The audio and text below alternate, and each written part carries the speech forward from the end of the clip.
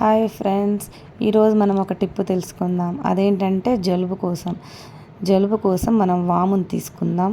పొయ్యి వెలిగించి బాండిలో కొంచెం వాము వేసుకుందాం. ఆ వామును బాగా వేపుకోవాలి.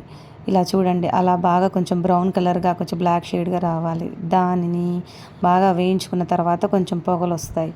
అలా వచ్చినప్పుడు ఆఫ్ చేసి దాన్ని ఒక పల్చని క్లాత్లో మనం వేసుకొని కొంచెం ముడి కట్టుకోవాలి. ఇలా బాగా ముడి కట్టేసి దాన్ని ఇలా ప్రెస్ చేస్తూ ఉండాలి. ప్రెస్ చేస్తూ ఉంటే ఘాటు బయటకు వస్తుంది.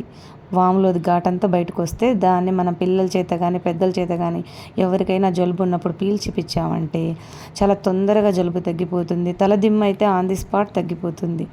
చూడండి, అలా నలుపుకుంటూనే పీల్చాలి. దాంట్లో ఘాటు పోయేంతవరకు పీలిస్తే జలుబు చాలా తొందరగా తగ్గిపోతుంది.